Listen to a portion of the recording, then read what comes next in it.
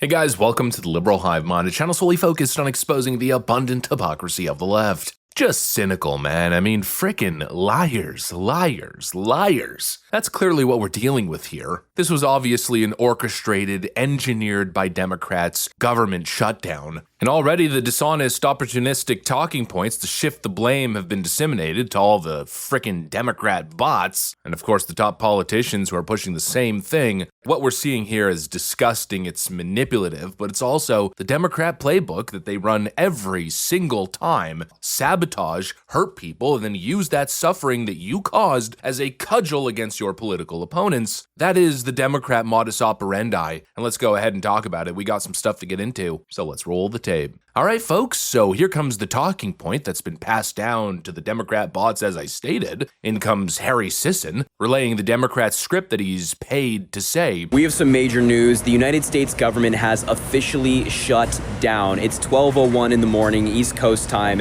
and the government has officially run out of money. Now, this is entirely Donald Trump and the Republican Party's fault. I mean, remember, they control the entire government. Donald Trump is president. The Republicans control the Senate and the House of Representatives, and they couldn't keep the government open. Democrats were simply saying, hey, let's get rid of these Medicaid cuts. Let's expand access to the Affordable Care Act so more Americans have health care. And the Republicans were saying, no, we want the tax cuts for the millionaires and the billionaires to remain, and then screw everybody that wants health care. And now because of the shutdown, crucial federal workers will go without pay. People that work at the TSA and all of our different airports who do crucial work. The National Guard, who Donald Trump has deployed randomly to cities across the United States, they will go without pay as long as the government is shut down. Crucial services will now be shut down as well, and the American people will not be able to access them. The government has shut down under Donald Trump. It's the first one since 2019. When Donald Trump was president the first time. This guy calls himself the master negotiator and can't even keep the country open. It's Donald Trump's fault. I love how there was no explanation, no facts, just Trump president, therefore his fault. Funny how when Joe Biden was screwing up everything under the sun, nothing was ever the president's fault back then, right? But now here come the Democrats punching you in the balls and then blaming Donald Trump for it. Holy frickin' moly. The last government shutdown was when Donald Trump was president. All these shutdowns happened under Trump, therefore. What an idiotic talking point. Gavin Newsom, of course, piling on with the same nonsense. Quote, the last government shutdown was when Trump was president. It cost the American people $11 billion.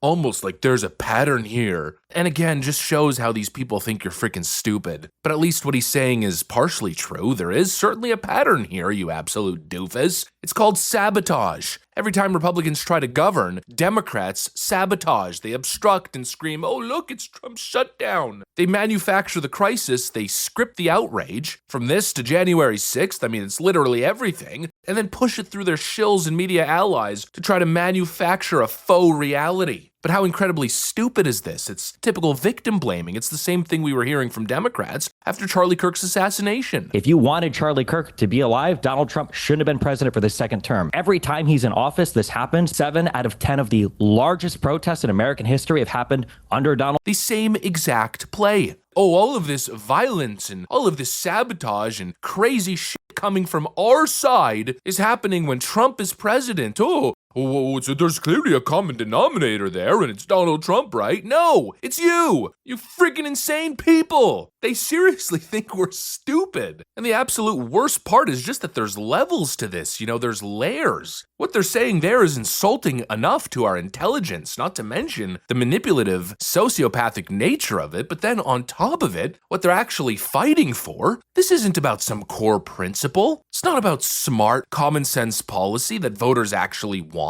They're fighting for illegals to get health care. And honestly, they have the right to believe that. But they don't have the right to hold people hostage over it. If Democrats believed so deeply in funding healthcare for illegal migrants, then I don't know, campaign on it. Win the debate. Try winning a damn election, you fools. But of course they won't. They'd never actually run a legitimate election on this talking point. They know that the public would reject it, so instead, they're attempting to hold the government and really, frankly, you hostage. They're trying to hurt workers, hurt families, shut everything down. Also, they can slip in this policy that they could never pass honestly. That's not democratic. That's not saving the people. That's not saving democracy. It's disgusting and wrong. But of course, they'll claim, oh, well, no, none of this is happening. It's just a Republican lie. And under current law, undocumented immigrants are already ineligible for Medicaid, the ACA exchanges, and for SNAP benefits. Not a single undocumented immigrant in this country gets a dime in federal taxpayer dollars for any part of comprehensive Medicaid coverage. And so when we're talking about nearly 14 million people who are going to be thrown off their health insurance, millions of others who are going to be jammed up by this aggressive cut to SNAP, the largest cut to food assistance in American history, we're talking about American children. We're talking about everyday Americans. We're talking about Americans with disabilities. And when it comes to nutritional assistance, we're talking about veterans who have served this country, sacrificed, risked it all, and they're going to lose access to the food assistance they need to live a life of dignity and respect. Those are the facts. That's why we're fighting hard to stop this GOP tax scam that will hurt everyday Americans dead in its tracks. But that right there is the lie. It's not happening, they say. How many times do we have to disprove this? Look at this. New York City recently passed a program to give healthcare to illegal migrants, which of course is funded by state dollars, but that program only exists because of federal subsidies. Look at Gavin Newsom's California. Over 700,000 illegal migrants are covered. That passed, I believe, in the summer of 2024. Well, Gavin Newsom's also running California into the ground. They've been running a deficit for a while here. Do you really think that if the federal subsidies dried up, that they'd still be writing those checks for illegal migrants on a state level? Of course not. The money is fungible, as I've stated, so they can claim all they want that we're not using taxpayer dollars, but on the balance sheet, it really makes no difference. The federal government is shouldering the cost for citizens and legal residents, and that's freeing up state dollars so they can hand out these freebies to illegals. And then, of course, they look you straight in the face and say that we're not doing it. Well, you are doing it. It's right here. And it's actually quite explicit. The official statement from New York State says, new health insurance option for undocumented immigrants over 65. These people are the most insidious liars, the biggest cons, the biggest manipulators. It's crazy. They cause the shutdown, they inflict the pain, and then release these pathetic cringe TikToks or these incredibly disingenuous talking points. And they do it with so much arrogance and self-righteousness and frankly incoherence. I mean, look at this AOC clip. What I'm not going to do is tolerate 4 million uninsured Americans because Donald Trump decided one day that he wants to just make sure that kids are dying because they don't have access to insurance. That's what's not going to happen. And so if those senators think that we're having a shutdown because of me, they're free to enter my office and negotiate, because what we're not going to do is allow all of millions of people in this country to not be able to afford their insulin and their chemotherapy. So come strike a deal with me if that's what they really think is going on. She can't even articulate talking points, but we're supposed to believe anything that comes out of her mouth. It's unbelievable. They have such an arrogant tone, such a righteous tone, while at the same time being wrong and dishonest and manipulative, while holding people hostage. There's layers to the dishonesty, but there's also layers to the lack of virtue and general quality of character on the left side. I personally couldn't imagine ever getting in front of a camera and doing what Harry Sisson did there in that initial clip that I played for you. To just blatantly lie, to be such a despicable partisan. It's Donald Trump's fault just because. Not even articulating a coherent point. Just playing Team Politics in the most disingenuous manner possible. It's political gamesmanship, pure and simple. It's sociopathic. I mean, I want to continue repeating that word. What kind of people deliberately manufacture hardship and then film themselves in this massive, widespread social media campaign to blame the other side?